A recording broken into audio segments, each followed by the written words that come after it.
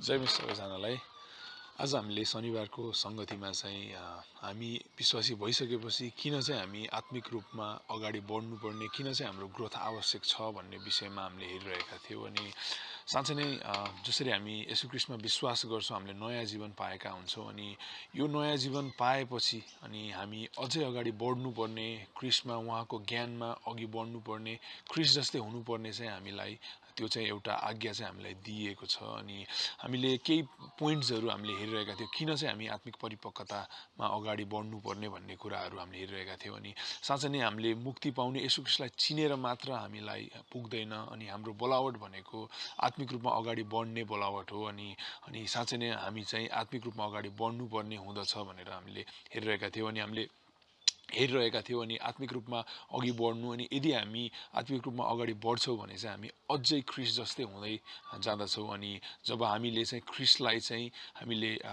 उहाँलाई अनुसरण गर्ने चाहिँ हामी हुनुपर्दछ भन्ने कुराहरू हामीले हेरिरहेका थियौँ। अनि उहाँलाई चाहिँ हाम्रो हृदयमा चाहिँ राख्नुपर्ने, अनि उहाँ जस्तै हुनुपर्ने, उहाँले हामीलाई सिकाउनु भएको कुराहरू हामी सिक्नुपर्ने कुराहरू चाहिँ हामीले हेरिरहेका थियौँ। अनि हामीले अर्को हेरिरहेका थियौँ, यदि हामी आत्मिक रूपमा अगाडि बढ्दैनौँ भने चाहिँ हामी चाहिँ फेरि पछाडि फर्किन सक्ने त्यो सम्भावना हुन्छ भनेर हामीले हेरिरहेका थियौँ। अनि साँच्चै नै अनि हामी ख्रीष्टमा विश्वास गरिसकेपछि हाम्रो यात्रा भनेको चाहिँ अब धर्मीकरणको यात्रामा हामी अगाडि बढ्छौँ, पवित्रीकरणको यात्रामा हामी अगाडि बढ्छौँ। अनि हामी चाहिँ दिनदिन चाहिँ ख्रीष्ट जस्तै हुने, दिनदिन चाहिँ हामीले हिजो जति हामीले पाप गरेका थियौँ आज त्योभन्दा कम्ती, हिजो हामी जस्तो थियो त्यो चाहिँ आज अलिकति राम्रो। अनि यो हाम्रो ग्रोथ, हाम्रो यो वृद्धि चाहिँ यो हुनुपर्दछ। यदि हामी वृद्धि हुँदैन भने, हामी यदि उहाँको ज्ञानमा अनि ख्रीष्टमा हामी अगाडि बढ्दैनौँ भने चाहिँ हामी फेरि ब्याक फर्किने, अनि हामी चाहिँ पछाडि हट्ने, तल घट्ने सम्भावना चाहिँ हुँदछ। अनि हामी चाहिँ यो कुरा चाहिँ हामीलाई आवश्यक पर्दछ। अनि हामीले हेरिरहेका थियौँ,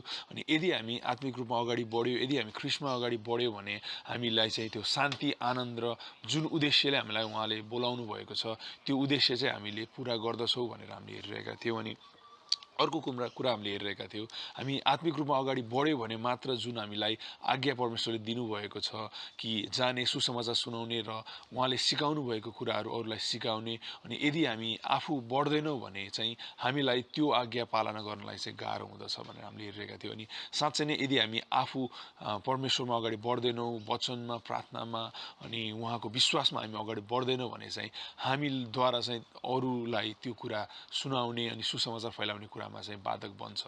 अनि यी कारणहरूले चाहिँ गर्दा चाहिँ हाम्रो वृद्धि चाहिँ आवश्यक छ भनेर हामीले हेरिरहेका थियौँ। अनि साँच्चै नै यो वृद्धि आत्मिक रूपमा हामी अगाडि बढ्नलाई चाहिँ के गर्नुपर्छ त नि भन्ने पनि हामीले चर्चाहरू गरिरहेका थियौँ। अनि आत्मिक रूपमा अगाडि बढ्नलाई चाहिँ हामीले एउटा अनुशासनमा रहने, आत्मिक अनुशासन चाहिँ हामीले प्र्याक्टिस गर्नुपर्छ।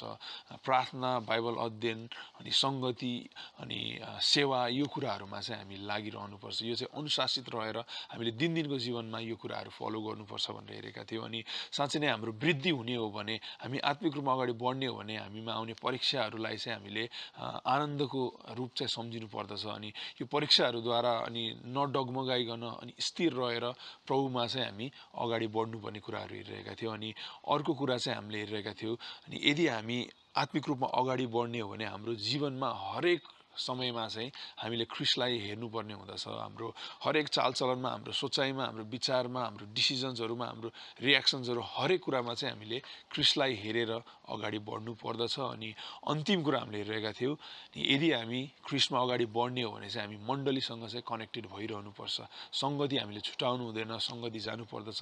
सङ्गति नै त्यस्तो ठाउँ हो जहाँ चाहिँ हामी ग्रो हुँदछौँ। सङ्गति नै त्यो ठाउँ हो जहाँ चाहिँ हामीले परमेश्वरको बारेमा सिक्दछौँ, परमेश्वरको आराधना गर्दछौँ। सङ्गति नै त्यो ठाउँ हो जहाँ चाहिँ हामी एकअर्कालाई उत्साह दिँदछौँ। अनि साँच्चै नै हाम्रो ग्रोथ आत्मिक रूपमा परमेश्वरमा हामी अगाडि बढ्ने हो भने चाहिँ हामीले मण्डलीसँग चाहिँ हामी ख्रीष्टको बडी अफ क्राइस्टसँग चाहिँ हामी कनेक्टेड भइरहनुपर्छ। धन्यवाद। जय होस्।